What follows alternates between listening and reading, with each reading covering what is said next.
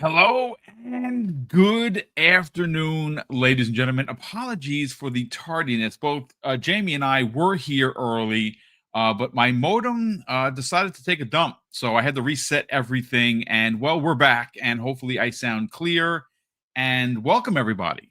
Today is such a loaded news day that I literally had to rewrite the show at 6 a.m. this morning. We have the first trailer for OD, now named Knock. It looks great. Unreal Engine 5. And when I say that, we should get Umber here momentarily. He can't wait to talk about it.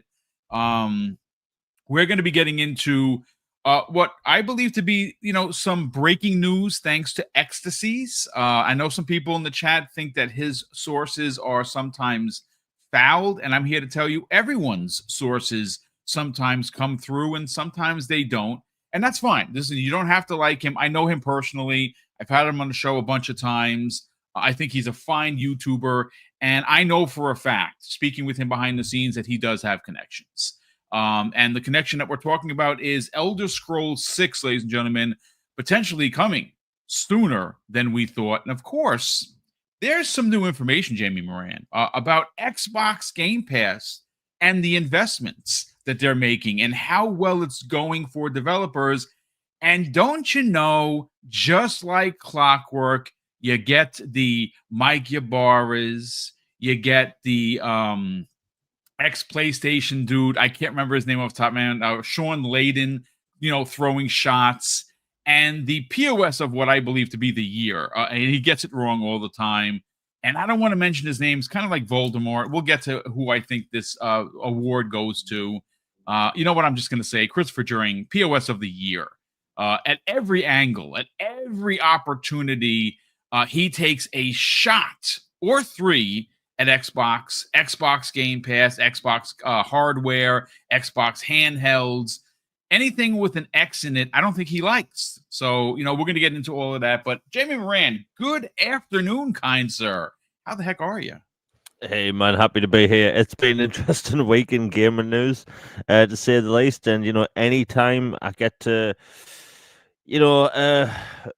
dunk on Chris String, I'll take it. And the thing is, for people that don't know me that well, I absolutely hate the way modern gaming journalism is, or should I say, a lot of it.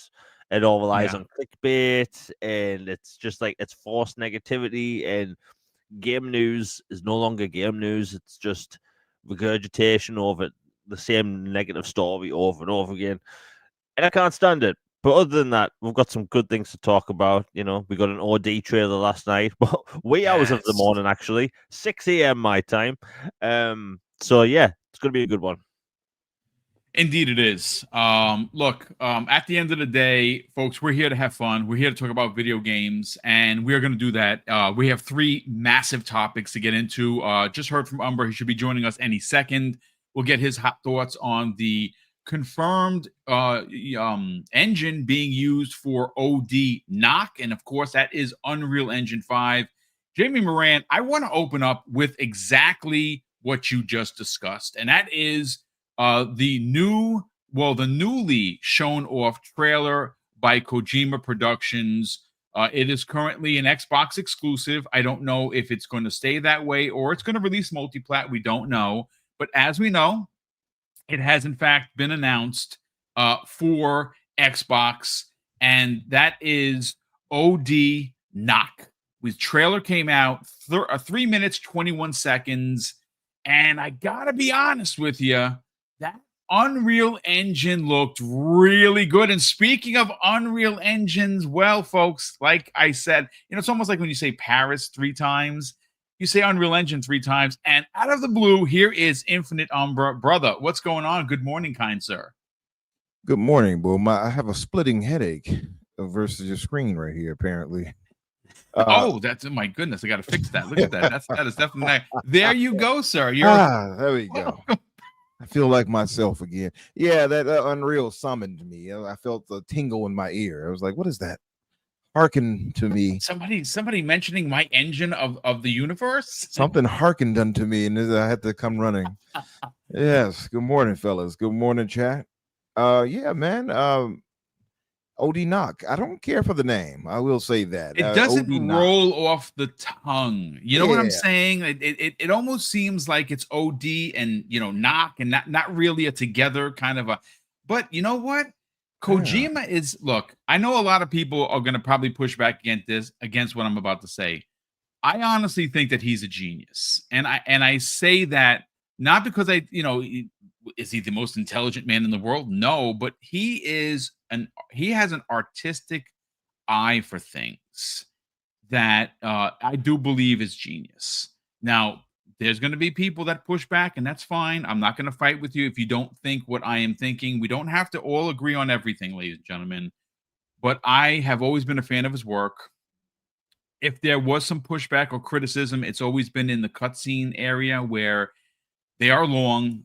His stories are wacky, but at the same time, he does push envelopes, ladies and gentlemen, whether you want to agree with that or you don't. And you know what? The OD Knock title, Umbra, it is odd, but it is very Kojima. It's very Kojima. I mean, you look at the Death Stranding on the beach, which Yes. almost always invokes the thought of the drink Sex on the Beach for me when I hear it. So like even when he came out with that, I'm like, why did you name it like that? He does have a kind of a weird penchant for how he names some things sometimes. Indeed. I mean, even look at his characters he named, like Die Hard Man and stuff like he has some weird names, right? Yeah. So yeah, it seems odd, but it may tie into the narrative of the story. So I have to see, I guess, to go from there. But OD is supposed to be for like overdose, right? So overdose knock. Yeah. I guess we'll see. But yeah, I mean, I will say, it is always a pleasure to see Unreal Engine being used to its utmost. So there is that. I wonder if Sony would even allow him to use the Decima to make something like that is being made directly for Xbox. You know what's interesting? You mentioned this is not a topic. I am going to talk about it at some point, but there is a rumor, and I heard this through Dirk Riggity's show. I did believe it was the One Man Dark Man podcast where he made mention of this, where Sony is rumored to be shopping around the Decima engine to third-party developers. And if in fact that is true, that means that they want to make even more money. And the Decima engine, whether you like Horizon or you like any of the other ones that they other games that use it, specifically in the Death Stranding, the engine is gorgeous. It does push boundaries for graphics. And look, again, if you didn't like Horizon Zero Dawn, I'm not going to fight you. I loved it. I did not like the second one. And if you didn't like Death Stranding because it was too much of an oddity for you, I understand. I say try two. My brother can't stop talking about it. He said he added a lot of Metal Gear to it that made it more action, and he enjoyed the heck out of it to the point where I believe he's on. He might have even platinumed it. That's my brother in a nut. He loves the game. We also saw a bit of some things that came out was Physant, which looks kind of more Metal Gear-esque. Yes. Right? That looks pretty good. I'm wondering who the lead actor would be. Some people are saying like a rumor is Robert Pattinson, and I think another one was Eddie Redmayne, or something like that. Interesting picks. Yeah, that'd be interesting. Kojima does he wants to be a director in Hollywood so bad. I think that after the next couple of games, he's eventually gonna get to Hollywood at some point, and maybe he's gonna take some of his IP with him, and see whether or not he can do live action with it. I think he could. There's no doubt about it. But Umbra, it is always a pleasure to have you here, brother. We got 3 monster-sized topics to get into, but Jamie Moran, I want to go right back to you, and I want to talk about OD knock or overdose knock. This is a horror game, and I just have a couple of tweets here from Hazador Gaming, who put out this the minute the trailer dropped this morning at, by the way, 6 a.m. He goes this: Xbox says Hideo Kojima OD knock development is well underway, and Microsoft is helping with the Unreal Engine technical work. And according to Hazador, and he is not wrong, It definitely gave off some serious PT vibes. Want to get your thoughts on the 3-minute and 21-second trailer? I mean, again, look, for me personally, gentlemen and chat, I wasn't sure if I was watching real life and it was like a FMV, or it was a CG trailer, and it wound up being a CG trailer, and it looked really good. Now, granted, it's 3 minutes and 21 seconds. That's about what you normally get with a Kojima trailer. Usually it's CG. Usually it's a little lengthy. Usually 3 to 5 minutes, and that exactly what we got. And you know something? I'm still puzzled into what kind of horror it's going to be. I know it's going to be in first person. We do know that, and we do know that graphically, I would even dare say that it's probably giving Hellblade 2, a shoulder rub. I'm not saying one is better than the other. I'm saying that it is really gorgeous looking Unreal Engine work going on in front of us. And I don't know when this game is going to release. Obviously, it's Kojima, so it could be a couple of years. But if we know anything about him really wanting to push the envelope in horror, this is something that goes all the way back to PT, and I am definitely getting those vibes. Let's get your thoughts, man. I just saw in chat by Negative Zero, Kojima never releases CG trailers, and that's true. I've been like he's nuts. Let's be honest, he's absolutely crazy, but that's why he's a genius. Metal Gear Solid, absolutely incredible. Like a lot of people don't even know what those games. What's the story about? Death Stranding, right? I went into that game expecting DoorDash Sim, and I got an incredible game out of it. It was really good. Yeah. Like Death Stranding, I could talk about all day. It's absolutely incredible. It's a game I shouldn't even like, but this, there's two things that I think video game engines can struggle doing to the point where it's photorealistic, and that is faces in human hands. And you can always tell by looking at someone's hand in a video game that, okay, that's a game. In this, like the footage mainly concentrates on this woman trying to get a match out of a matchbox and lighting some candles, right? And by the way, the candle melting, I've never seen anything like that in a game before, right? It looked like an actual candle. Just the level of detail, the fidelity, the lighting, everything, super realistic. And the woman's face, it does look. I think Hellblade 2 is the best looking game of all time. Honestly, I think this looks better. I genuinely mean that. I was actually blown away because, like, you actually do think it's real footage of a real person, and I think that absolutely. It's phenomenal. And like another thing about human faces in video games, eyes, right? Human eyes have always looked a bit weird in video games. I think towards the end of the 7th generation, some games did it okay. And it's called like the glass eye effect, where the eyes just look dead. There's no soul behind them. But games for a while have been getting better and better and better. This has to be the best looking eyes I've ever seen in a game. And I'm not talking about, we've seen that meme on Twitter where it's a close up of like 4 different characters' eyes. There's like some soul behind it, right? It's not just the detail that you can see something there, and it looks like a real person. And the footage that was shown was just incredible. Now, this blatantly looks like what PT was meant to be, because Kojima, like, he had this whole thing mapped out for Silent Hill back in the day. Obviously, it didn't happen. Like, OD Knock. Yes, it's a weird name, but then again, Death Stranding was a weird name. And now I think that just rolls off the tongue. So I think it looks incredible. It is strange that they go with Unreal Engine because, look, if you played Death Stranding and on Xbox, you know that the Decima engine runs really well. In fact, I think I think Death Stranding is actually one of the best looking games on Xbox.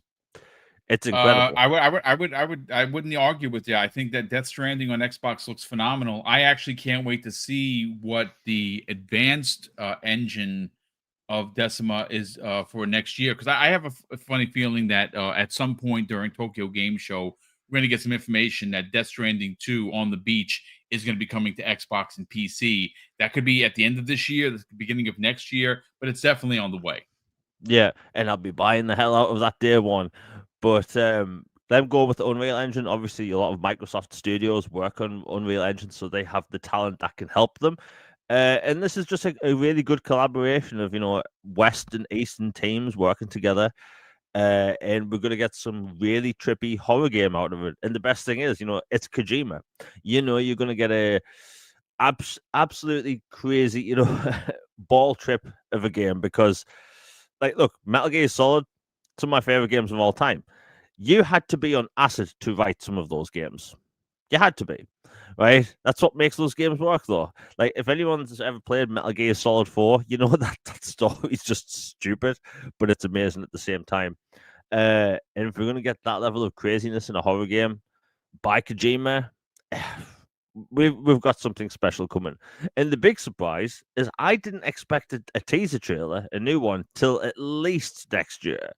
So this is a good sign. It could be coming sooner rather than later, because I originally thought OD was going to be a 2029 game. We could be looking at a 2027 game. And if that's the case, yeah, it's going to be exciting. So let me make a correction for myself, because I kept saying that was a CG trailer. I actually had it in my notes that it's not. So again, shout out to Negative Zero. Now let me just clarify some things. He has used CG trailers before. Today's OD knock was in fact 3 minutes and 21 seconds of in-engine footage using Unreal Engine 5. So let's just get that clear. Again, looked amazing. It looked real. I agree with Jamie. I think that if you look at the engine itself, Unreal Engine 5 has done some amazing work. Now, granted, there's been some problems with it. Some developers know how to work it. Some developers don't. Specifically on the Xbox side, Umbra, one of the biggest factors of it being used as much as it's being used right now for Xbox specifically, and that's the Coalition. The Coalition are the masters of the Unreal Engine, and they have done incredible work. They have worked, and they continue to work with many teams within Xbox Game Studios.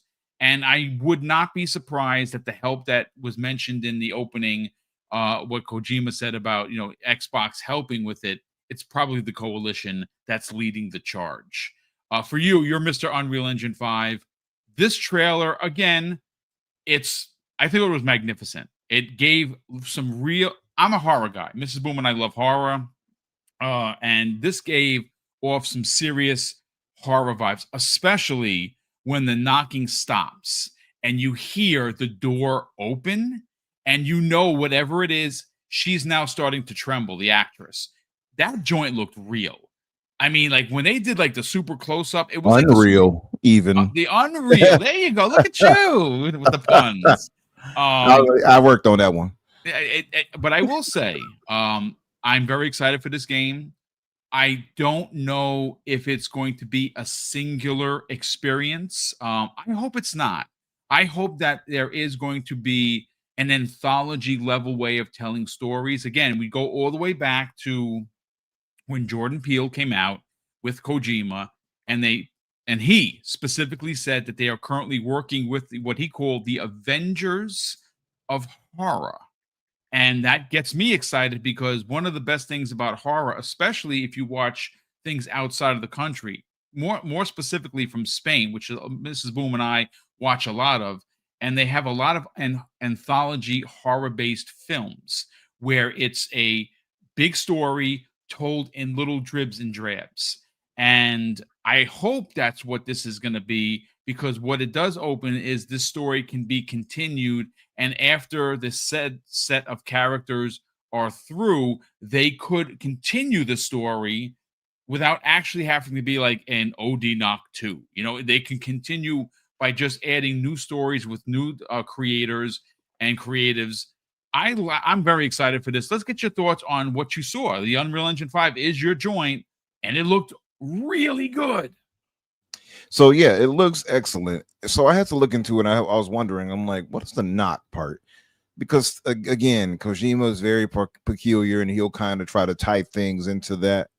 So believe it or not, there is a psychological thing to, some people have a fear of loud knocks. It's usually like tied to anxiety, panic, and like PTSD. So I'm going to guess that the story is going to be that she has some type of mental trauma that led to this, right? Some type of PTSD. I'm just throwing it out there. I will say this: seeing her in here, you all may not remember this, but I was looking, I'm like, who is this girl? It's Sophia Lillis, who, by the way, is an Aquarius like myself. February the 13th for her. I'm February the 4th. Yeah, you all remember that, so you all can buy me gifts in the chat. She played in It, the newer movie, It.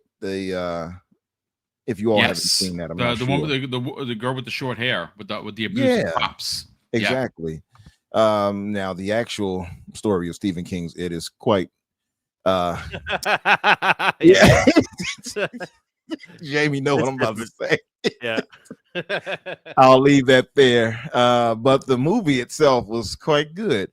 But yeah, she played in It, and I'm recognizing her face. I'm like, I know this girl, and that's what I remembered her from. So great actress, young actress, only 23. She's young.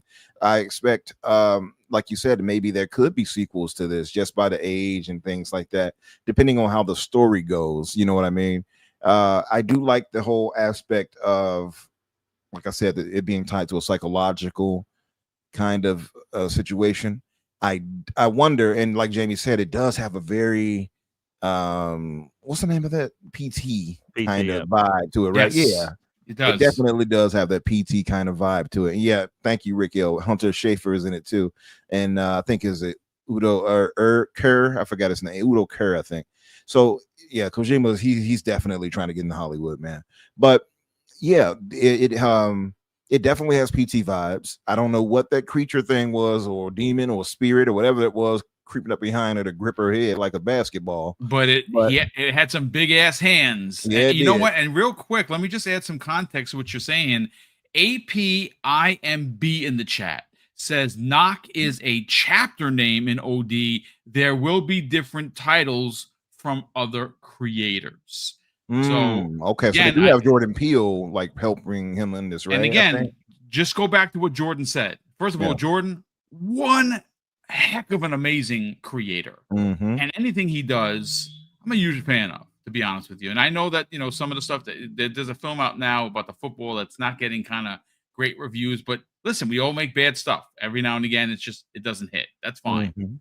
But again, just go back to the Game Awards and remember what Jordan said. He said that they're working with the Avengers of Horror.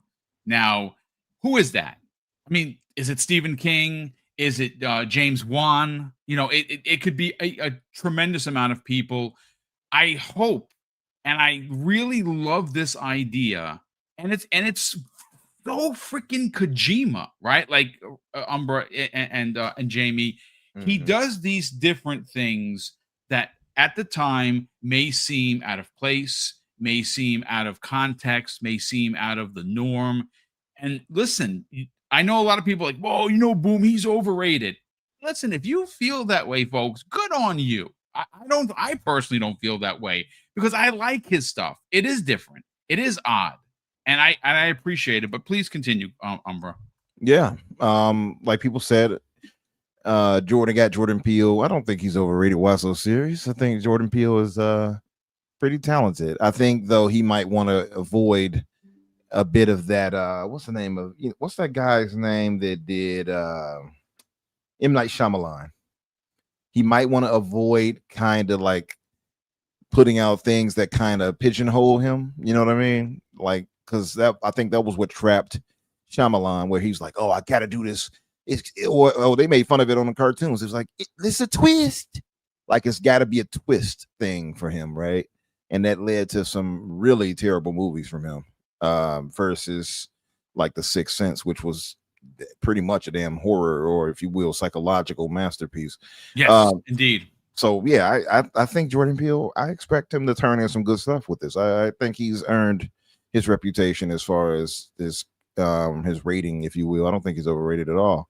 But I mean, that's your opinion. So I will not let you have it. Anyway, so no, but I'm interested in this. I will tell you this though. And I've said this before, you all can hold me to this. And so I'm not going to be like, oh yeah, since it's coming to Xbox. Listen, I am a chicken when it comes to these horror games.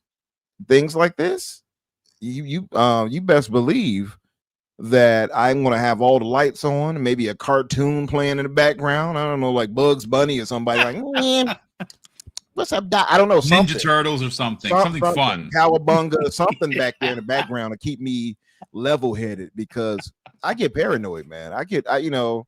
And then I work at night. I start seeing things that I'm going to tell you this right now.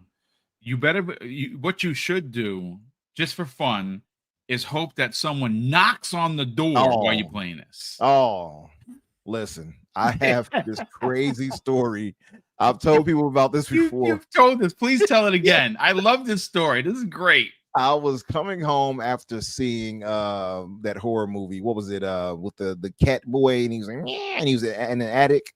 You all know what I'm talking about. It is somebody in the chat, I'm sure you know what I'm talking about. It was the cat boy who had the black eyeballs and pupils, and it was based off a Japanese movie. You're talking about is it Ringu?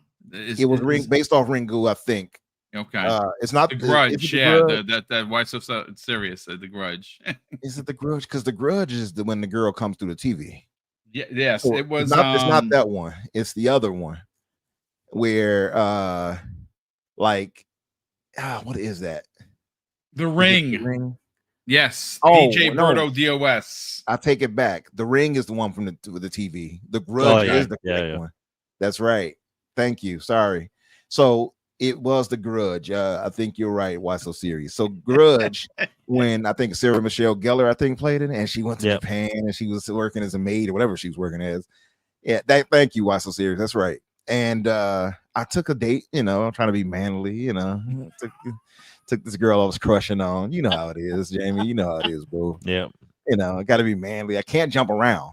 Everything in my body is making me jump, though. And I'm I'm restraining my entire body from jumping because she's scared too. And I can't, we can't both be scared.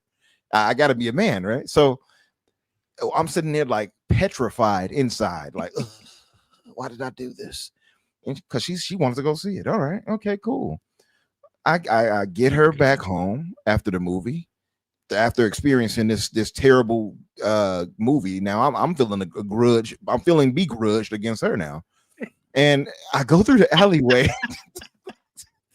Oh my god! Of all things, because this is a shortcut through the alleyway that was right here by the. That's when they always get you, brother. Those shortcuts are always deadly. I'm surprised you're still here, sir. I will tell you that. Listen, I was swift of feet at that time too, so I was getting away one way or another. I was going to get away. So I cut through the alley. It's a quick cut through the alley right to my apartment complex over here up north when I lived up north here in Chicago, and it, of all times, it never did this until this night. The lights in the alley flickering off and on. I'm like, come on now. So it just out of nowhere, I'm not even joking. It just started flickering on and off. I'm like, there's no way that this is happening. I'm like, come on, world and God, somebody, is this a cruel joke? And so I do the natural thing, shout into the void, hoping that nobody is there waiting for me. I hope nobody's here because I don't want to have to hurt you. That's what I told him. Whatever spirit was there, I think it scared it off. So I don't know. I got through the alleyway. I get to my apartment complex, and in the movie The Grudge, if you all remember, she's catching an elevator down to get away from whatever chased her. This lady in one moment in the movie, and because something was after her, she didn't know what it was. Lights are flickering off behind her. She runs to the elevator. Well, she gets an elevator, and she has that cutout window, so you can see the cat boy or whatever it was getting closer and closer every floor she went. Why did my elevator have the same thing? In my apartment place. That is just too. So when I looked and I got in it, I was like, no. So I'm going upstairs to my apartment and I'm barely looking at the cutout diamond window to see into the floors. And I'm like, please, God, don't let somebody be right there because my soul will depart. That's all I could think. I get to my floor. Elevator has that metal screen you have to pull aside to get, the little screen door thing. I pull that aside. It is so quiet you could drop a pin. And then my hallway was like a burgundy, had carpets like burgundy and the walls and all that. I peek out of the elevator like so scared. Like I look out like, oh, I'm looking. Okay, nobody. I hurry up and get to my apartment. Open the door. Pitch black in my apartment. I'm like, God, why did I leave the lights off? I just had to save for my light bill, didn't I?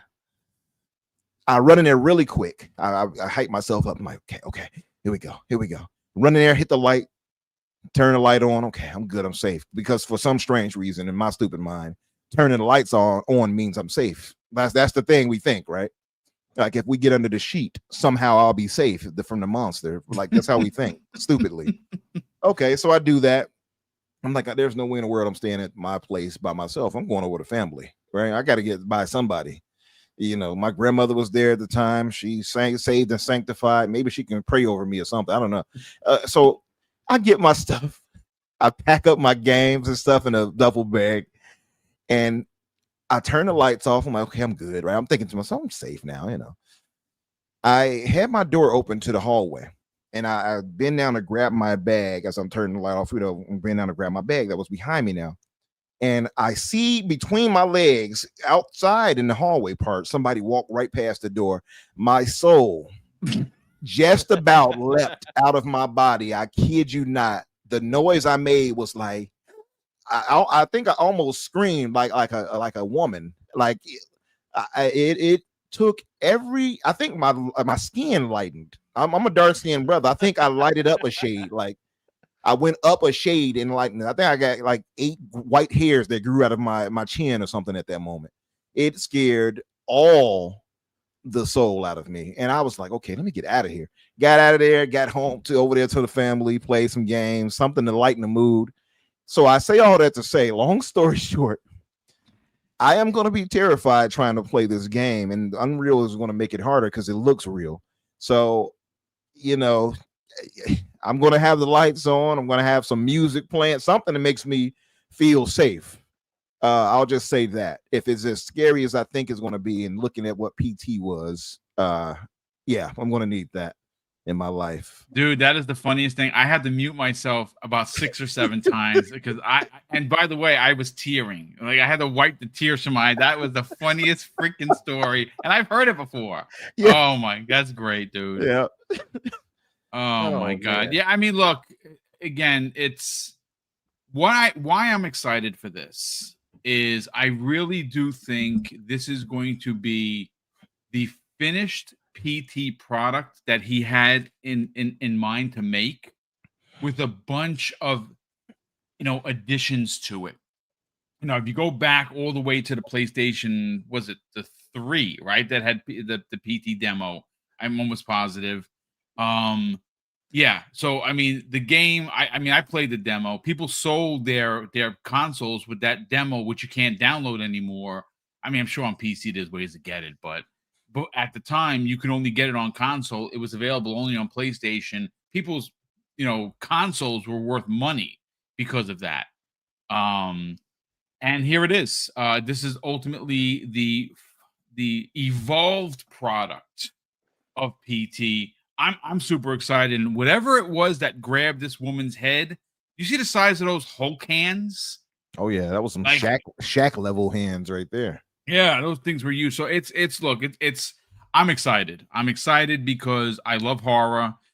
This is one of those games that you're gonna want to play. See, for me, I'm gonna do the exact opposite. I'm gonna play in the dark. I'm gonna put on my headphones, and it's gonna be me and the TV, and I'm gonna be scared out of my mind, but I'm gonna love every second of it.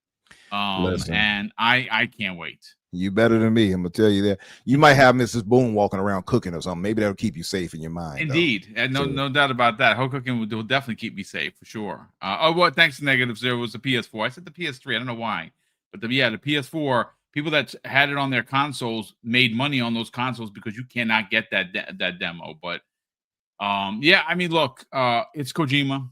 It's he's teamed up with Xbox to get this done, and the story of this is pretty interesting. If you go all the way back to where he originally was going to release this on Stadia, and Stadia obviously took a dump, and it came over, and his bad experience with Death Stranding and PlayStation, and at least that's the rumor, had him come over to Xbox and pitch this.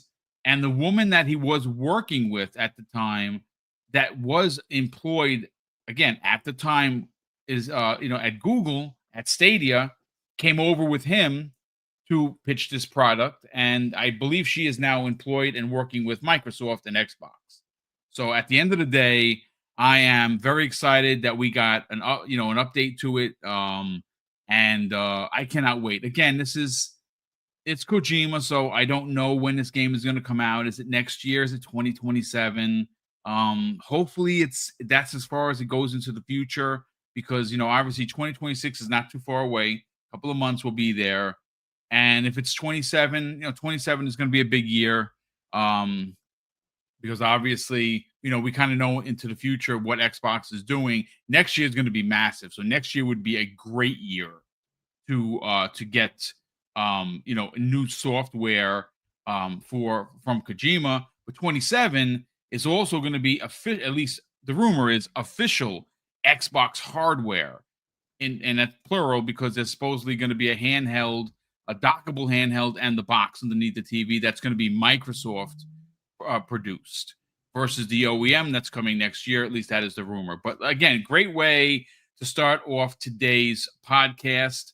And look, gentlemen, let me just catch up on Super Chats. We had two of them pop in, and we're going to get into this Xbox Game Pass story, because I think not only does it destroy so many narratives, it really does make several people in the games community, both the regular community and the games media community, look a little bit stupid or silly, if you want to be a gentleman.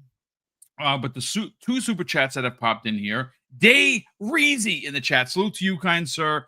Thank you for always being here, and thank you for the generosity as always. He says this after dropping a very generous $5 super chat.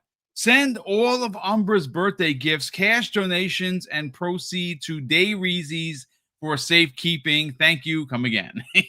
Yeah, I love it. You got to provide your address, Day Reezy, so we can send that on over to you, brother. But thanks for being here, brother, and thank you for the generosity. I want to send him some Monopoly money. And man, send those $500 bills, those orange looking bills. There you go. Right. Jay Slay in the chat, brother. Thanks so much for being here, and thank you so much for the very generous $5 super chat. Jay goes on to say, boom, I saw the Puzzle Quest remake in the store. It came out of nowhere. One of the most addicting RPGs of all time. And guess what, Jay? I bought it the second it went out there. It was on sale for $11.99. Go buy that game. He's on to something. Puzzle Quest is addicting. It's fun.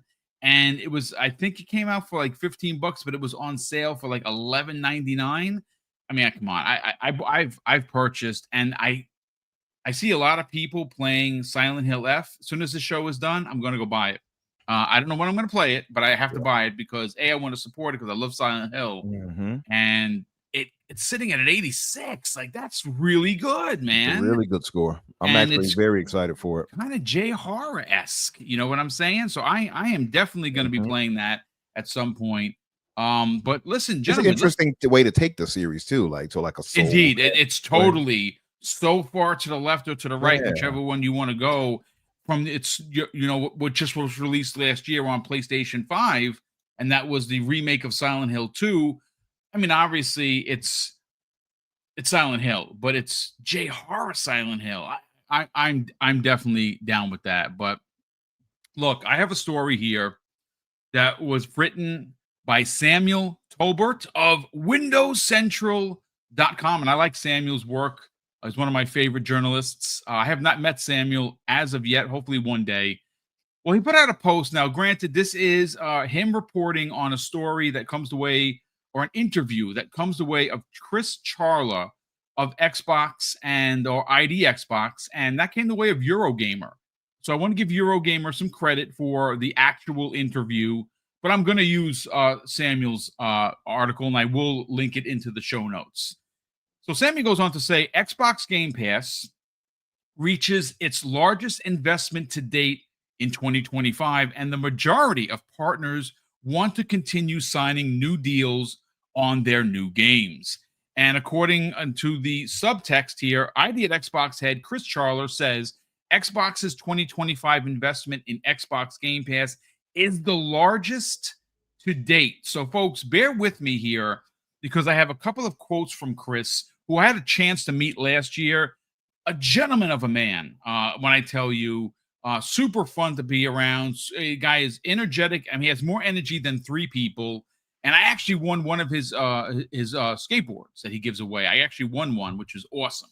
But let me just read a couple of blurbs from the story, and of course, we'll bring Jamie and Infinite Umber in. And it goes on to say this, ladies and gentlemen: speaking with Eurogamer in a broader interview about Xbox and the indie games as a whole, ID at Xbox head Chris Charler says that in 2025 has been a massive year for Xbox Game Pass, with many developers wanting to continue bringing games to the service. And here are a couple of quotes from Chris.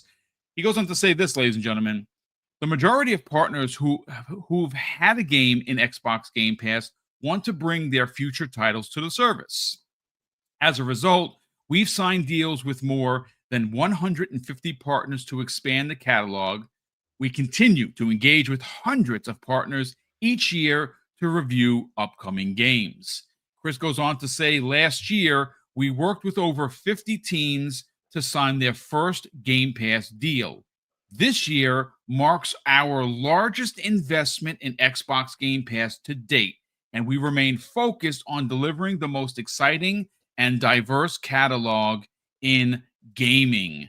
I mean, Jamie, this is big news, because what this ultimately does is destroy the narratives of many of the anti-Xbox community, both in social media and games journalism. Again, we've already said a couple of the knuckleheads out loud. We don't need to repeat it, but I love this story because, you know, we had a negative story to end last week with console prices going up. And as much as I think it's absurd that a console that I paid $599 for that had a 2 terabyte hard drive is now $200 more is egregious on every level. The fact that the cheapest Xbox or your is $399, and that came out at $299 5 years ago. It's absurd. It's gross. I think that if these companies, and it's not just Xbox, you know, we've seen the price being raised for the Switch 1. The Switch 2 is expected to see an increase on price. We've already had Sony raise their prices once. I would not be surprised if Sony follows suit and raises it again because of these tariffs or greed, you know, whichever angle you want to come at. But I'm happy to say that Xbox Game Pass wasn't raised, at least not yet, you know, knock on wood. And this story is a narrative destroyer. And I got to tell you, and I've said this before, I think that since 2017, we've had a lot of really good years for Xbox Game Pass. I think 2025 is going to go down as one of the best years in the service. And we still have 3 months left of the year. Let's get your thoughts, man. You know, it's kind of funny if you think about it. You know, you have all these journalists come out all the time, Chris String, talking about how, like, you know, Game Pass is going to be the end of the game industry, how we should all be afraid of it. You know, Game Pass is like the little cat boy from The Grudge. You know? I think that way to bring back my drama, Jamie. yeah, I had to. You know, Game Pass. People have had this really weird thing against Game Pass, saying how it's going to be the end of the industry, and like Game Pass has been here for like 8 years, or 7 or 8 years, and like we're still here. Gaming's still here. There was no crash because of Game Pass. You know, most games don't even launch in Game Pass. So, like, whenever I see these journalists, I'm doing air quotes, trying to pull down the service, it's like, look, if any other company came out with Game Pass, these journalists would be shouting from the mountaintops like it was Indeed. a 1980s Bon Jovi music video, right? They would be going nuts over it. But it's because it's Microsoft. Everything Microsoft does is bad, right? You know, they wanted to come out with a console in 2001 with a box that only hooked up to broadband. How dare Microsoft do this because nobody has broadband? You know, the Kinect. Oh, it's this camera that's going to spy on you. And what happens a couple of years later? Everyone has a mobile phone, a tablet, a smart camera, a doorbell that links to the internet. You know, it's like Microsoft has this thing about being early on something and then, you know, taking all the hate for it. And when it becomes normal, nobody looks back and think, oh yeah, Microsoft did that. They started that. But like when it comes to Game Pass, if you look at the two best games this year that people are saying, two of the big runner-ups for what we think will be Game of the Year, Expedition 33 and Hollow Knight Silksong, both launched in Game Pass. Right? If Game Pass was so bad for the industry, no one would sign up for it. Right? You wouldn't have developers going out of their way setting up sign-in sequels to launch in the service. Right? There's a mountain biking game. I think it was called Descenders. Did absolutely massive in Game Pass. The game had more exposure because of Game Pass. More people bought the game because it was in Game Pass. And do you know what that developer did? He launched his next 2 games in Game Pass, right? And it looks like he's pretty happy with the result. My point is that Game Pass, you know, it takes off some of the worry and hate off, you know, these games because these games are expensive, right? You know, and we've seen that these Game Pass deals, they can range from, you know, a couple of million to like, you know, what, 8 digits or something. And like sometimes these games are being paid off before they've released because of a Game Pass deal, right? In an age where AAA developers are taking less risk, so you have AA developers and, you know, indie developers, they are the ones doing all the risk at the minute. So if they can still do like risky games and, you know, they'll have a Game Pass deal, that's great for everyone. And the funny thing is, and I'm going to call out every journalist that does this, every single time a major third-party game or a game that looks really good launches in Game Pass, we always hear, oh no, it's the end of the world, it's the end of the industry. But notice whenever a game launches in PS Plus or now, nobody bats an eye. Nope. Not a single person, right? Not we don't hear how, person. we don't see Chris Dring going out of his way, questioning developers, saying, do you think PlayStation Now is going to be the end of the end? No, we don't hear this stuff, right? And I don't like the term Xbox tax. I really don't. However, it does sound a little bit, you know, Xbox taxy, doesn't it? So, like, to me, like, look, Game Pass is a great deal. Everything's going up in price all the time. We still see memes about the price of eggs in the US. Hell, the butter, I mentioned this last week, butter where I live has security tags on them because it's almost as much as the price of a bottle of whiskey, right? Bloody ridiculous. And then we have, you know, video game services such as Game Pass that gives us the ability to play tons of games a year via subscription price that doesn't break the bank, right? And it's a good deal, right? I'm always for a good deal for the, you know, the consumer. And so should these journalists. But these game developers, they clearly see value in the service. It gives these developers exposure, right? If you go into the store right now, there's hundreds, thousands of games you've probably never heard of. And yet there's a lot of shovelware in there as well, a lot of asset flip games. But it's not like the 7th generation where we had Xbox Live Summer of Arcade, where there was maybe 20 indie games launching in, you know, an entire summer, right? We have tons of games, dozens of games launching on all these game stores each day. A lot of these studios, they don't have the manpower, resources to even market their games properly. So sometimes a great game can come out, not have any coverage whatsoever, because if you're a big website like IGN or GameSpot, guess what? You covered the major AAA games and you covered the big indie hits that's guaranteed to succeed, like Hollow Knight. But AA games get no coverage at all. Most indie games don't get any coverage at all. Yep. But with Game Pass, that goes to the top of people's feeds. They know instantly about it. Xbox posts when these games are coming to Game Pass, when they launch in Game Pass, and even do like their own little, YouTube videos and like streams and stuff. Right? It's marketing where these developers can't normally do that. So it gives exposure for games. That's why these developers want to sign up for it, because all these like if you go to the Xbox store right now or any store, scroll down the list. I guarantee you could probably find a really good game that no one's ever talked about. Yep. Because so many games get overlooked, and it's kind of sad. It's one of the reasons why I think we're actually heading towards a game crash, but that's a story for another day. But like, it gives developers exposure in a time when we bloody need it. We complain about AAA slop, we complain about microtransactions, battle passes, live service games. But if you go to Game Pass, most of those games are single player. Most of those games, they don't have microtransactions, they don't have battle passes. They are really good games, a lot made by single AA indie developers. So if these developers want to continue to sign up for it, it's because they see value in the service. And guess what? Bloody gamers see value in that too. And if journalists can't, well, they need to take the stick out of the arse and move on to something else. Because honestly, I don't see how anyone can look at Game Pass and think, okay, this has destroyed the industry, when, let's be honest, it gives developers value and gamers.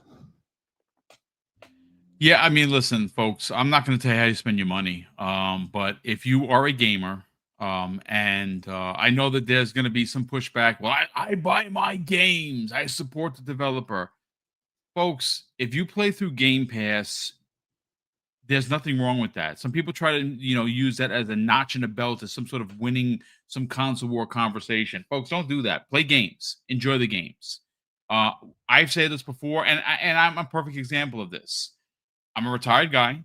I have a great pension, and Game Pass allows me, without having to, because you got to remember, Xbox is putting on now a lot of content, and almost every game that they put out, they have $100 edition, which I normally would always buy.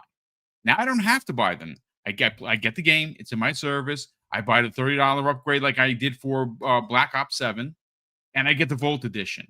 Or for Avowed, I get the $30 upgrade, and it's great, right? I get all the extra bonus stuff. $100 edition, I get for $30, and it's not actually $30. It's cheaper because you save 10%.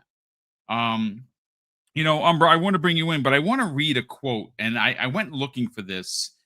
Thanks to Jamie's, edition of, Descenders. Check this out, man.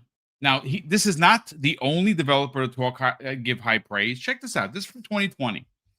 Mike Rose, the founder of the indie published No More Robots, they're the publishers of Descenders, has repeatedly praised Xbox Game Pass for, get this, folks, significantly boosting the game's sales and player count.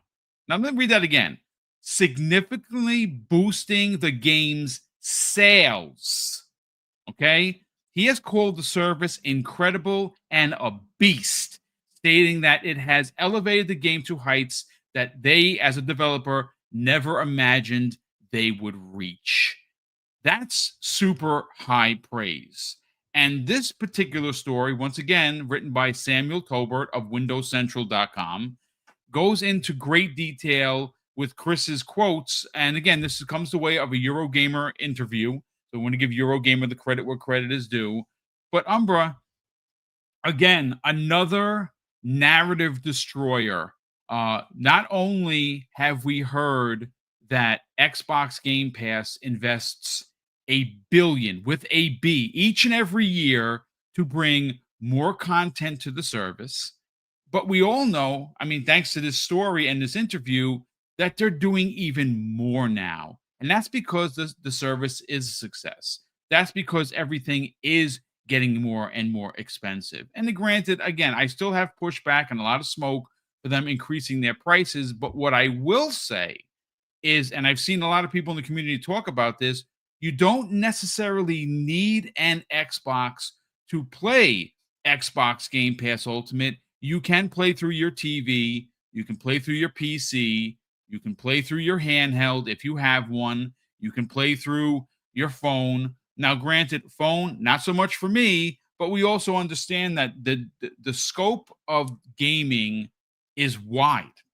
And we have a lot of the younger generation who don't care to play on big TVs. Will they? Sure. But most of them play on their phone and their handheld.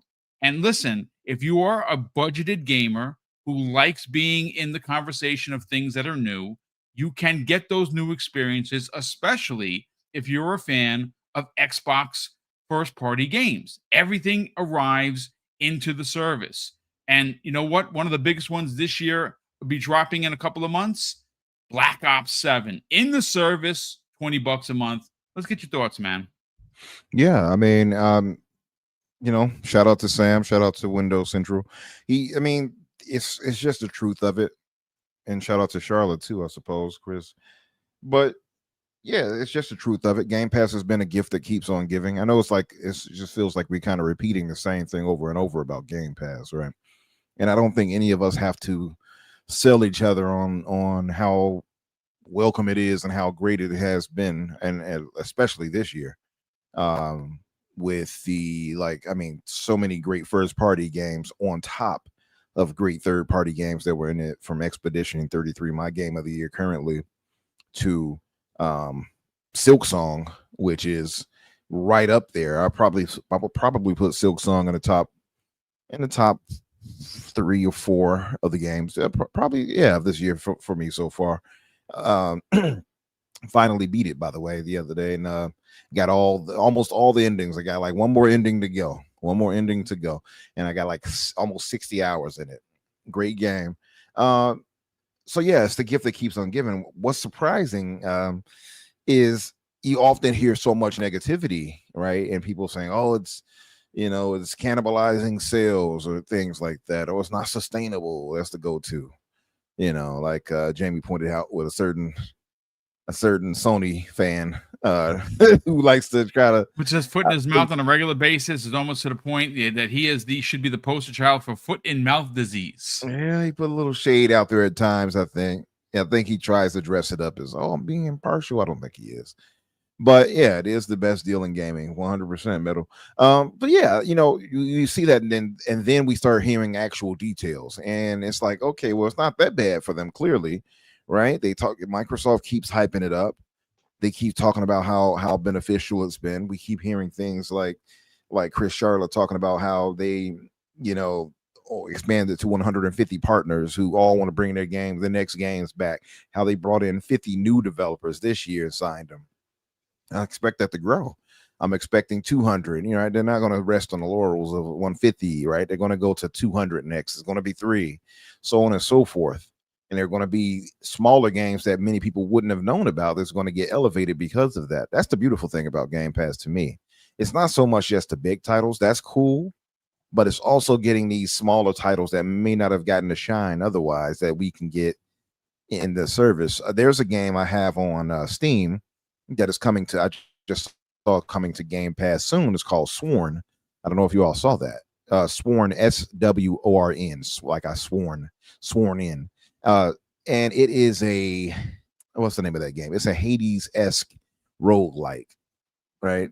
And it is a great game. So that's coming to Game Pass, apparently. I just saw a launch trailer for it, popped up on my phone a while ago.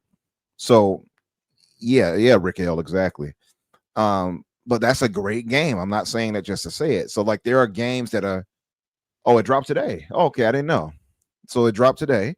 If you all get a chance, check out Sworn, and you will see it's very Hades-esque. It is tough, Nice, but it is a good game. Hades is an excellent game. And so you get these types of games like that. This is what I mean. Like you will get these games that will drop into the service. You may not hear much fanfare about, but are excellent games. You know what I mean? We all often focus on the major, triple A's and whatever, and in some cases the double A's, like the like the Expedition 33s. But there are some that are lesser that are, as far as budget, but are really great. And that's the beautiful part. One of the beautiful parts about Game Pass, outside of it being so affordable to allow us so much access and to introduce us to new games and to genres we may not have touched otherwise, all those good things. So hearing this, and then you hear, like, I think Jamie slightly touched on it too, about what they put into paying developers. They put their games on it from 50,000 to 50 million, right? That's what we've heard, like what budget is being paid out to these developers. So some people often say, well, support the devs. Microsoft supported those devs. They did. If they got paid 50 million, they're good to go. So my subscription is going to continue to cater to that. So yeah, it's a beautiful thing in that case of that, and it's good to see. It's just good to see that it's I guess it's sustainable after all, and like it's flourishing, I guess, I suppose. And I hope it gets better. I hope more people subscribe because it is worth it. You know what I mean? And like you were mentioning the phone situation, I have played it, games like from. Well, now I've evolved. Now I got my ROG Ally, but but there were times where I had the old Razer Kishi and I had to plug it into my my Samsung Galaxy or whatever, right, and played it. And I played a ton of games that way through using the phone. So that the beautiful thing about also having so many options of where you can play it is where that's a Microsoft strong suit, I think, for Xbox. The whole play anywhere thing is just, I think it's just one of the smartest moves they could have made. Yep. And for me, because doing things like that, in which Game Pass also enables the play anywhere aspect of most games, well, for any game I think that's in it, well, just about any game that's in it is, and they're improving on that more and more, right, for the future.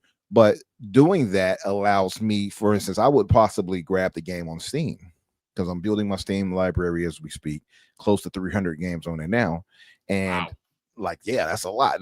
And on Xbox, I got about 600 games, right, maybe more, and because it's been a while since I looked. But I say that because of Play Anywhere title and Game Pass having and enabling that means I'll be still buying into that, to on Xbox and into the ecosystem and playing it on PC or my ROG or whatever it may be. So that's the beautiful thing about that too. It's like I said, it's just the idea of so much being, I guess, allowed because of Game Pass.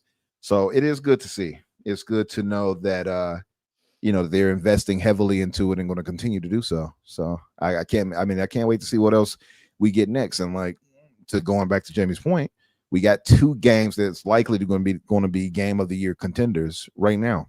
Yeah, that's a part of the service.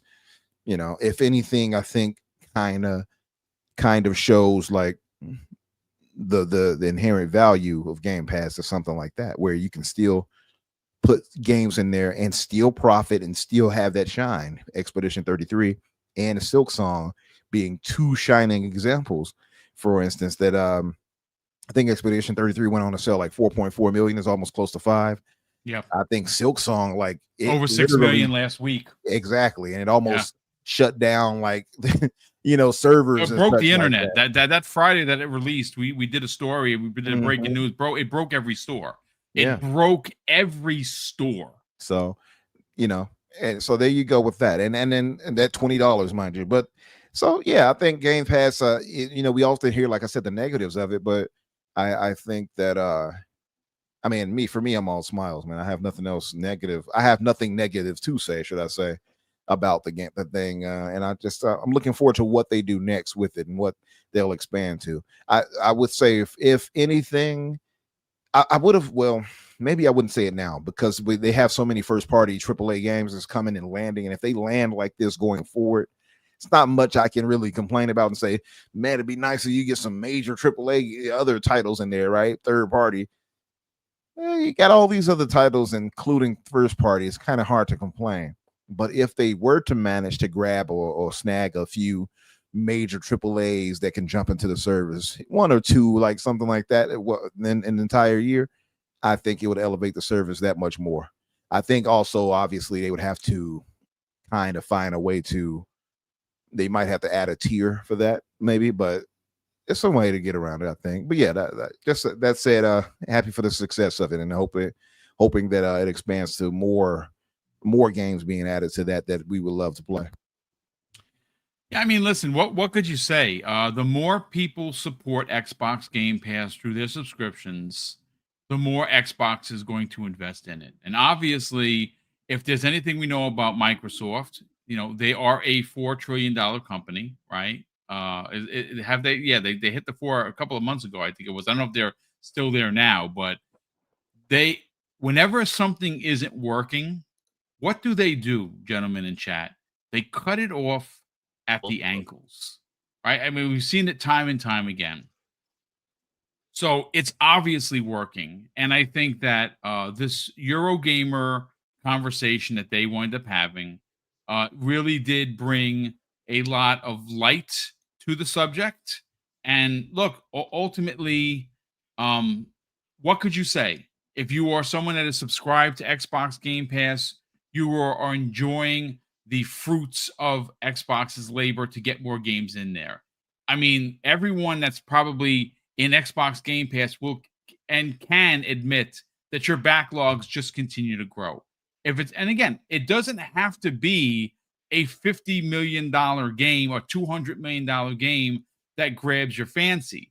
It could be everything from a one-man developed game. And I always go right back to Ponicle. Vampire Survivors would, and I don't know this for sure, but I'm going to throw this out there. There is no doubt about, at least in my opinion, that game got played more than it would have if just released into the store. Because the one thing I will say about the Xbox community is every time there's a new game or games being added to the service, and I've said this before, folks, it's basically a community celebration. Everyone is talking about it. And I'm not just talking about the bigs or the journos. I'm talking about the games community. Hey, I mean, I'm a perfect example of it. I'm not tooting my own horn. Whenever I play something that I'm amazed by, even if I bought it, what do? I go to social media and be like, my God, ladies and gentlemen, you have to try this game. Why? Because it's a great freaking game. I think a lot of people will like it, but even more so with Xbox Game Pass. Something like Silk Song came out. I downloaded it, immediately bought it. Bought it there and bought it on Switch too, by the way. So I paid for it twice, which I do for a lot of their games. I support the devs. And again, another chopping down narrative about bots don't buy games. Well, I have bought 10 this week alone, which has been ridiculous. And just not enough time, but I'm enjoying it. I'm trying everything. And I'm playing right now Dying Light the Beast. Freaking great game. Great game. Hard as H, especially at night. Forget about you dead. But going back to the celebration of Game Pass, that's the difference. When you get a game into Game Pass, we know that when it's going to be released, what does Xbox do? They put out an Xbox Wired article. They put out on the socials, hey, all of these games are happening. Aaron Greenberg, consistently putting stuff out there, right? We all retweet it. We all quote tweet it. When you find a game, Umbra and James, that you like, you talk about it on your podcasts. You put it as gameplay in your podcasts. You talk about it on the socials. It's a thing, folks. And it's working. And we know it's working because they literally just interviewed Chris Charler, who confirmed that it is. So at the end of the day, folks, the naysayers are always going to be the naysayers, but Xbox Game Pass is the best deal in gaming, and it's still, to this day, only $20. And that is not freaking bad. But gentlemen, we have one additional topic to get into here. And look, this one comes the way of comicbook.com. And they are the ones who reported on a story that comes the way of the original poster, and that's Ecstasies. Now, Ecstasies, he has a great track record. He has an even greater back catalog of people he speaks to that remain unnamed, and they're considered sources. Now, I saw some people in the chat saying, yeah, that Ecstasies guy, I don't trust him. Look, folks, I'm not going to fight with you if you don't believe him. I'm not going to fight with you if you don't trust him. I know him personally. We talk on a regular basis. I've had him on the show a couple of times. His connections are legit. Now, does he get things wrong? Guess what? We all do. You got to remember, you're talking to someone that you don't normally know. You're not hanging out with them and drinking a Dr. Pepper or ginger ale.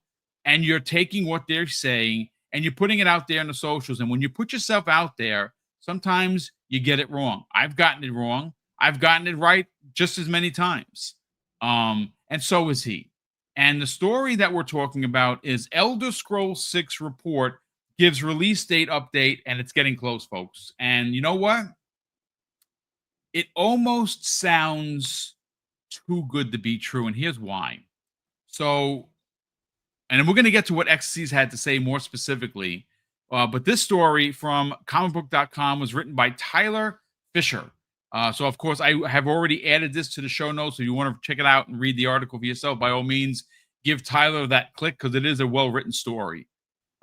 Gentlemen, it goes on to simply say, following the release of the Elder Scrolls 4 Oblivion remaster earlier this year, demand for Skyrim successor, aka the Elder Scrolls 6, continues to surge within the community.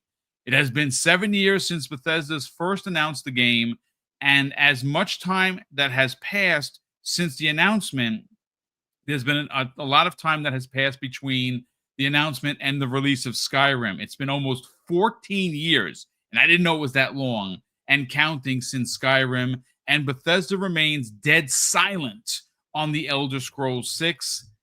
That has not changed, but what we do have is a new report from an insider known as Ecstasies. The new report comes the way of a well-known industry insider, especially when it comes to Xbox. The insider did not divulge much about the Elder Scrolls 6 in the new YouTube upload, but he did touch on the subject. And according to the insider, which of course is Ecstasies, Bethesda Game Studios and Xbox are preparing to release the Elder Scrolls 6 sometime in 2027.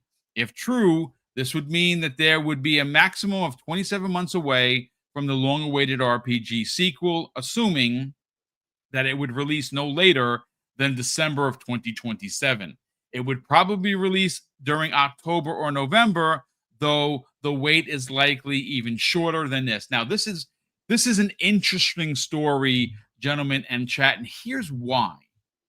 So we know that next year is going to be the 25th anniversary of Xbox, the platform itself, Master Chief Cortana, and of course, Halo Combat Evolved. That's not the only anniversary, though. You have the anniversary of Gears of War, the 20th anniversary of Gears of War, and we know that Thursday, we're going to be getting potentially the release or the trailer for the next line in the Forza Horizon series, and is expected to be in Japan because, well, the Tokyo Game Show is happening, and that would be world-breaking news. So next year, just on its cuff, you have the trilogy or the trinity of what makes Xbox Xbox, and that is a new Gears in Gears of War E-Day, a new Halo of some sorts, whether that be the remake, a new multiplayer, or both, and you also have a new Forza Horizon coming out next year. Just those three alone is enough to be like, you know what? This is insane. But then you have State of Decay potentially coming out. Fable is coming out. Clockwork Revolution is coming out. Modern Warfare 4 is coming out. And that's just the tip of the iceberg. That's 8 games, ladies and gentlemen, potentially releasing in 2026 with the rumored OEM box underneath the TV, which I believe is going to be from Asus. But then you move to 2027. And what's happening in 2027? Well, there's a lot happening, ladies and gentlemen, because according to numerous people, numerous sources I've spoken with, numerous rumors that have come out, 2027 is supposed to levy not one, but 2 Microsoft designed and produced pieces of hardware. One is going to be the box underneath the TV, and the other one is going to be what's rumored. And again, folks, it's a rumor, the dockable handheld Switch-like device. And those are going to be from Xbox. But I got to tell you, it would be one heck of a story to launch your 2 new pieces of hardware with an Elder Scrolls 6 at the same time. And again, it's going to be probably a game that releases everywhere day one. You might get it, you're definitely going to get it on PC. You're definitely going to get it on PS5. You might even get it on Switch too. Who knows? But it's going to be a big deal. Jamie Moran, let's get your thoughts on XSE's report that this could be a launch title in 2027 for the new pieces of hardware from Xbox. Sorry, which title is this again? Elder Scrolls Oh yeah, 6. right. I'm all over the place today. Yeah, it makes sense because it started full production. I think it was at the same month Starfield launched, so that was 2023. And it was already in pre-production for a while, and I think they've actually been able to make games a lot quicker than they used to. Because look, the last time we had a new Elder Scrolls game was 2011 with Skyrim. It's been a minute, dude. Yeah, it's been a while. And I think it's time. Yeah. They learned a lot while making Starfield with the engine, because it's the new version of the creation engine. And the timing just seems right. We've kind of heard 2026, 2027 for the past 2 years now.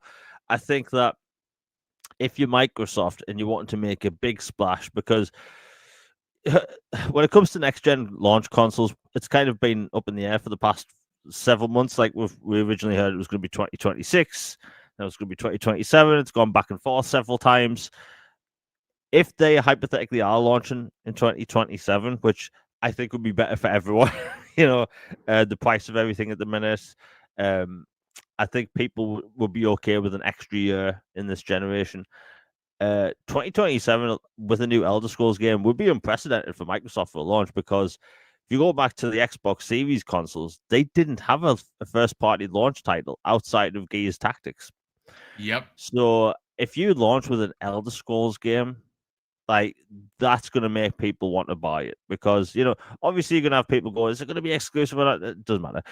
Like, if Xbox is truly going first and it is a next-gen launch title or next gen title, then yeah, it would be only on Xbox. But there's been different leaks in the past when it comes to Elder Scrolls, when it comes to things like shipbuilding and the way cities work and stuff. Like, it's going to be a bold game. All these leaks and rumors kind of come from the same place. I actually tend to believe these ones, so like I 100% believe that it will be coming in 2027, because they need to make Fallout 5 at some point, and they need to get that out at some point as well. So I could totally see that happening. The thing about Elder Scrolls, that was announced way too early. I don't even know why it was announced the way it was. I have a little theory as to why it was announced back in 2016, 2017, something like that. I think it was announced because that was around about the same time Microsoft was looking into buying Bethesda, or Bethesda was wanting to be bought out. And that was kind of an incentive, in my opinion.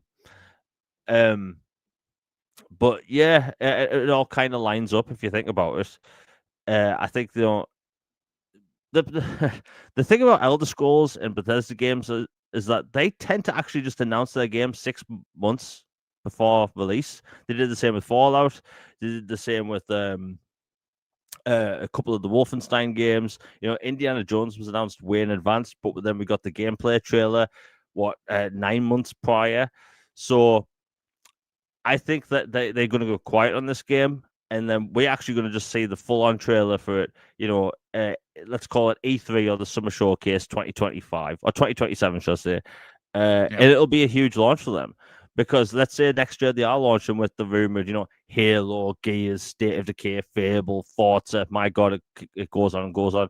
Like 2027, we have no idea what they're coming out with. Absolutely no idea. So if Elder Scrolls is their quote-unquote big game, their big launch game, it would be huge for them, because as we can see right now, it looks like these console manufacturers are kind of done with launching consoles at a loss. Unfortunate for us, right? So it kind of looks that way. So you're going to have a huge incentive for people to buy into your console. Because look, I think the Xbox Series X is the best console, right? I think, it launched at a good price. I think it's a solid piece of hardware. However, it just didn't launch with the right set of games. It really didn't. Like, don't get me wrong. The first game I fired up on that thing was Assassin's Creed Valhalla, pre-patch, when it was native 4K 60 frames per second. And I was blown away by it. But there was no first-party software outside of Gears Tactics, and you could have played that on Xbox One. I think the way gaming's going, they really going to need next-gen only titles at launch. And Elder Scrolls, like, if you have just one game and one main game as a first-party title, and it's an Elder Scrolls game, you've got a winner there. You're going to have people buying your console day one because, again, these consoles, they're no longer going to be sold at a loss. So you need a bloody good incentive to get people to move on to the next generation. And outside of a Grand Theft Auto or a Fallout, Elder Scrolls is going to be it. And going off all the rumors and leaks and stuff, I 1000% believe that's happening.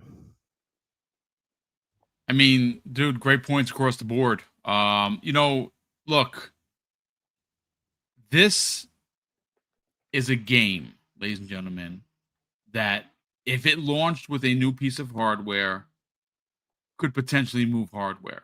Now, again, the hardware for 27 is rumored. Things change, but as we know, they're working on hardware. It's rumored that one's dockable, meaning their Xbox is handheld. I don't know how many OEM devices are going to release from this October until potentially the launch window of this new console or pair of consoles in 27, if it happens. But needless to say, this is going to sell millions and millions of copies. It's going to be an Xbox Game Pass. It's going to be potentially a launch title. That's the rumor anyway, and it would be a really big deal. Umbra, I got one additional piece of context that I want to use here for this story from comicbook.com. And this is very interesting. It goes on to say, reveal soon with a question mark. If the Elder Scrolls 6 is going to release in 2027, according to the story, then it's almost certain there's going to be a reveal next year, probably at the Xbox Summer Showcase or press conference, which it does every June. And for what it's worth, according to the story, there has been a rumor that's been floating around that a new trailer has been ready for quite some time. Now, obviously, they're going to have to update that trailer. I mean, I'll put it this way. Who's to say that trailer that's rumored to be ready to go doesn't show up at something like, I don't know, the Game Awards at the end of this year? And again, it's just be a teaser trailer to what you'd get in 27. But I do think that you could get both. You can get the trailer at the end of this year, and it's a rumor, right, that is done and ready to go. And maybe it happens, maybe it doesn't. But I would guarantee you, and we know how Todd Howard and Bethesda are, usually a year before a game is supposed to release, that year prior it's always at either Bethesda's own event or at, now that they're owned by Microsoft, would be at the Xbox Summer Showcase. Let's get your thoughts on the potential of this being a launch title in 27.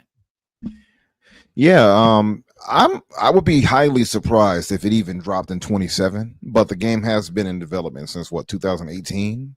It's I think since the end of Starfield, to be honest with you. So there is that.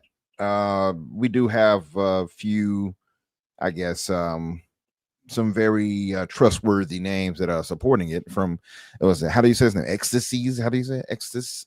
Ecstasies is how it's pronounced. I used to get it wrong all the time also. I'm going to request that their brother change his name spelling. My brain is not Gen X. I can't handle all those different letters and such. I love it. But yeah, I mean, from him saying, and he's been right about more than a few things. I know he's got some things wrong, but things change. So I'm not like some of the people were like, well, he got this wrong. Yeah, things change. Like, they're not going to be 100%. I'll take the good with the bad as far as when it comes to leaks. So So yeah, but you got other people that kind of spoke on this before. In July, you had Jazz spoke on it. Jazz had said that it was already quite playable internally, and that new trailer could be in the works possibly for next year at the Xbox Game Showcase. So you had him, you had our brother who I haven't spoken to in a while, Skolzy. Skolzy had also spoke Yes. on it.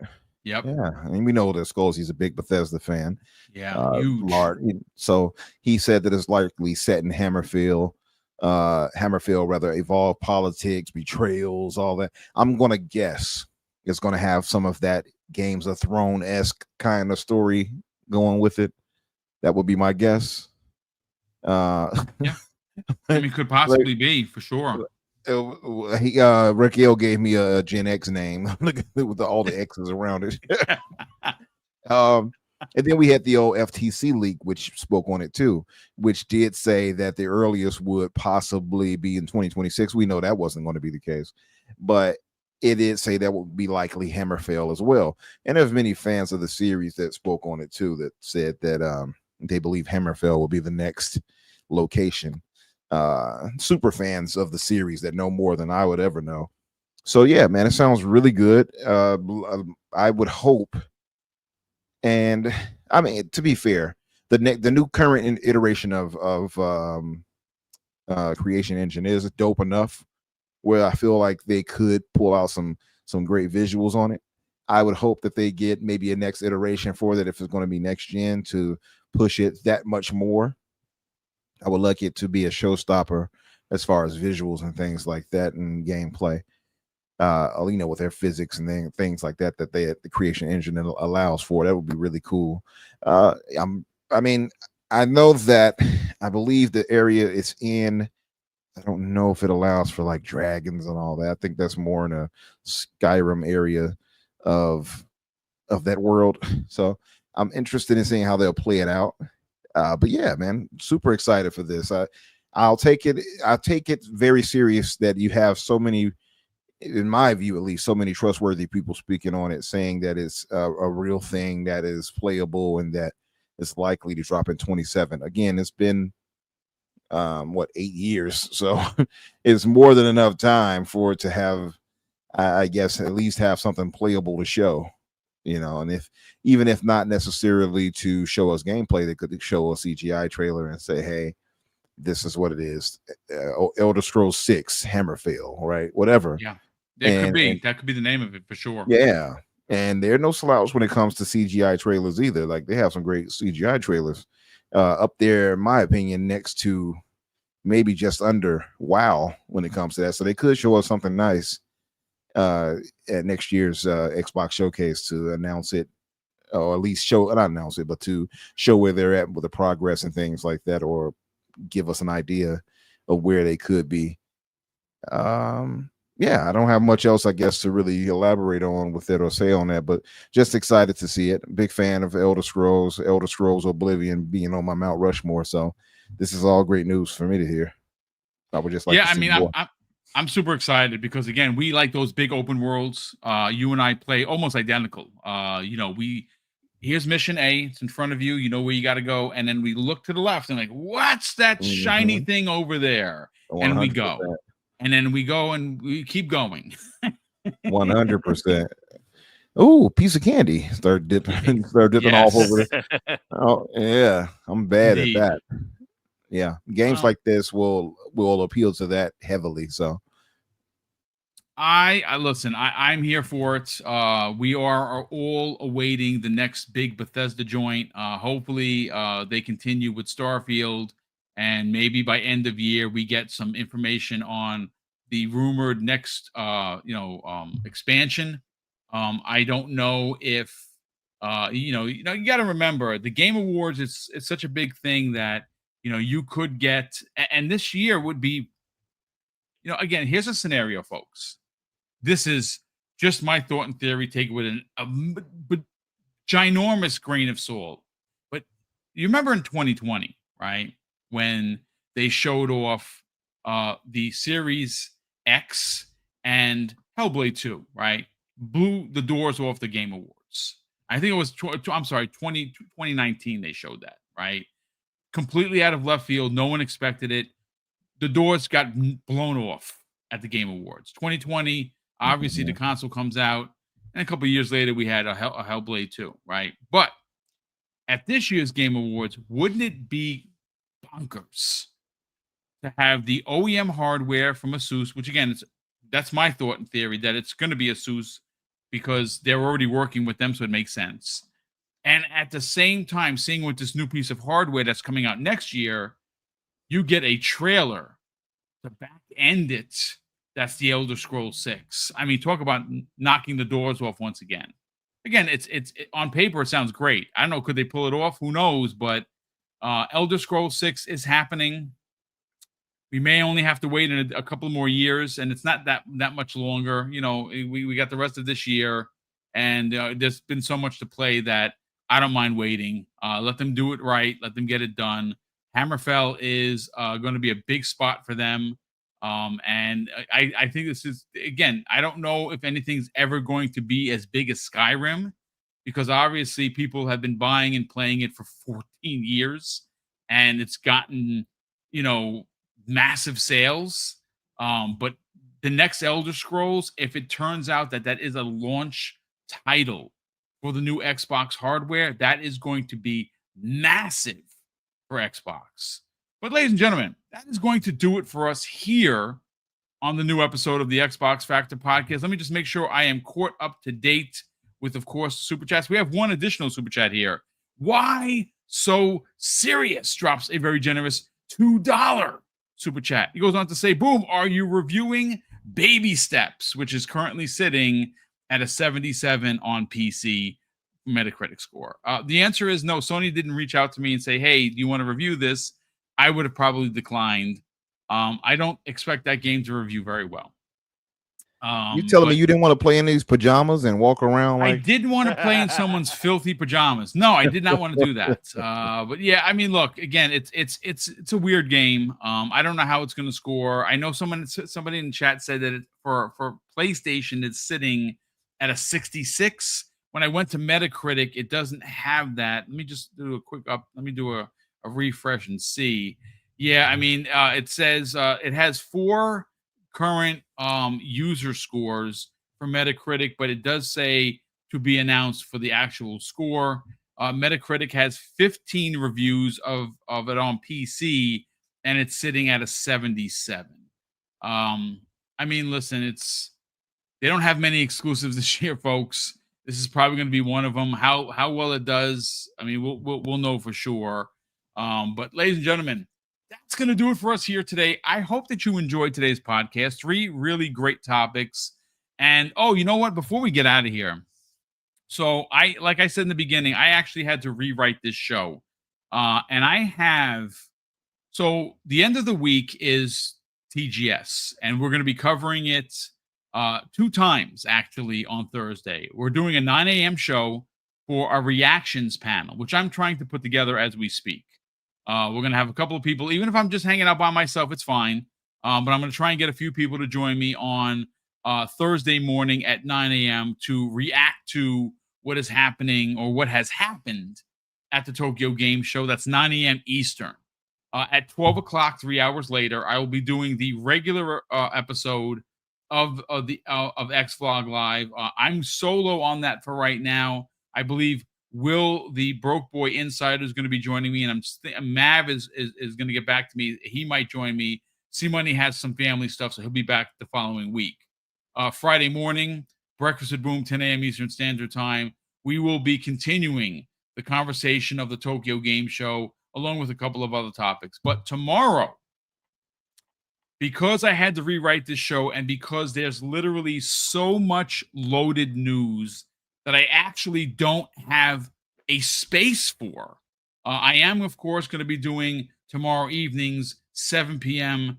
Primetime Gaming. But tomorrow at 12 p.m. Eastern Standard Time, I'm doing a special edition of Primetime Gaming, a daytime edition.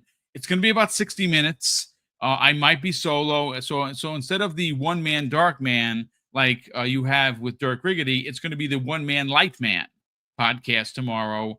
It's going to be an extra show. I'm going to throw it out there. Again, there's a lot of topics I could not get into because of all the breaking news that happened last night and today. So you're going to be getting 2 additional shows this week. One is going to be a TGS 2025 show on Thursday. That's 9 a.m. And tomorrow at 12 p.m. Eastern Standard Time, I will be doing an additional and special edition version of Primetime Gaming's. And we'll be doing that at 12 p.m. Eastern Standard Time, coming back later in the evening at 7. Again, it's just this. Last week I struggled trying to put shows together. This week there's not enough time in the day to talk about all the news, so I want to cover everything. So we'll be doing that. So, folks, hopefully you tune in tomorrow, 12 p.m. Eastern Standard Time, for a special edition of Primetime Gaming, and then tune in on Thursday for 2 episodes of Tokyo Game Show coverage. And you know what? Again, big thank you to all the super chats that have come in, channel member chats, gifted subs, and channel memberships that happen behind the scenes. Mrs. Boom and I are incredibly grateful for all of the support. But let's get everyone out of here. Jamie Moran, let's sell the brand. You got a show later on today, 6 p.m. Eastern Standard Time, called the All Things Xbox Podcast, where you and Logan Meyer drop big pieces of news. Usually it's a lot of topic, a lot of conversation, but ultimately it's fun and engaging content. Sell the brand, brother. Where can people tune into that show today? And more importantly, follow you guys on social media. Yeah, thanks, Boom. It's always appreciated, and love doing this podcast with you two guys. My YouTube channel is The Elusive Gamer. I exclusively cover Xbox. I try to do Mass Effect whenever there's something to talk about. There's no clickbait, no fluff, no forced negativity, and also All Things Xbox podcast is on Tuesdays at 6 p.m. Eastern, where we're going to talk about everything. We're going to do our predictions for the Tokyo Game Show. We're going to talk about, look, I'll be honest, every week I have some sort of rant about Ubisoft and Splinter Cell for some reason. It's going to happen again because for some reason Ubisoft triggers me. We're going to be talking about Final Fantasy because I have some news I might be able to talk about tonight, which is nice. Very good. That should be happening at 6 p.m. Eastern with Logan Meyer. It's going to be a good show. And we're a 2-hour show, and we tend to cover anywhere between 12 to 17 or more topics. But it should be a good one tonight. Well, looking forward to it, brother. And again, your podcast is always fun. You talk about gaming. You're excited about gaming. Sometimes you get annoyed at Ubisoft for missing 2 generations of Splinter Cell. I don't get it. I don't get it. That's all I can say. They are the conundrum of gaming when it comes to their stuff, because there is some screenshots that I believe that Umber shared with us in the DM of Assassin's Creed Black Flag. Holy shit. Does that look freaking amazing? That is a day one buy. Yes, I will stop everything. I absolutely loved Black Flag, and I will be playing that. Yes, sir. Dope. But hey, Umbra, listen, you got a show each and every Thursday, 8 p.m. Eastern Standard Time, where yourself and Daniel, I hate Nintendo McG. Again, you got to tune in to hear the rants. They're funny and they're honest. They may be bad takes, but they're honest. I'm going to be, it's Sell the Brand, brother. Where can people tune in to the show you guys do every Thursday? You guys are coming up on episode, I believe, 100. Yes, sir. So, we want to make sure people tune into that. That's a really big deal, folks. 100 of anything on YouTube is a big deal because it's vast. There's a lot of talent here, and some people don't get seen or heard. And Umber brings a lot of really good, passionate talk to each one of the shows that he's on. So, Umber, Sell the Brand, brother. Where can people tune in, subscribe to the YouTube channel, but more importantly, follow you on social media? Yes, sir. Great being here with you fellas always. Indeed. Thank you all in the chat. Yeah, if you all have not done so, please hit that link in the chat right there and subscribe. I would love for us to get to 2,000 before the year is up. We're like right there. We probably need about maybe 100 or 200 more subs. I think maybe nice, something like that. Maybe I'm not certain. I have to look again. But yeah, we are at episode 98. This week will be 99, and then we are at 100. So I will have a bunch of great guests coming by. I believe Boom as well will stop by. Indeed. So yeah, we got I got a few other people. I got to trap Paris so he won't notice episode 100 so he can show up. I believe Rand will come through and maybe even Colt. And I'm trying to see how I might try to frame it so it's not just like, hey, congrats on 100, but more where I can actually highlight you guys, Boom, and also on top of that to turn it into more of a, I guess, a discussion on how you got into what you're doing and maybe ask a tip or two going forward, right? You know, for improvement for myself and for us for the channel. So I know, right, broke boy. But yeah, so but as far as myself, of course, you can find me on social media, Infinite Umbra or Umbra Infinite. You'll find me either way. Oh, somebody just subscribed. Thank you, whoever it was. Nice. I get this magical chime when it happens. Angel grows his wings. But and as far as Boom mentioned, the fix, it is at 8:00 Eastern, 7:00 my time, of course, and that's on Thursday. So come by. We'll have some good stuff to talk about this week, obviously, because there's so much news, and clearly we'll have our show after the Tokyo Game Show. Nice. So we'll see what they show, and we'll cover everything at that time. So, yeah, thank you all in the chat again. Well, listen, gentlemen, great working with you each and every week. It's an honor and a pleasure. Chat, thank you so much. We have 733 people here watching across Twitch, X, and of course YouTube. Ladies and gentlemen, please, if you're on YouTube and you are someone that wants to see this channel succeed and get more subs, because of course now we're on the hunt for 17K, you can hit the hype button. The hype button you can hit a couple times a week, and it does hype up the video. Again, if you're enjoying the content and you want to help us, that hype button is the best way to do it. How much it's actually helping, I don't know.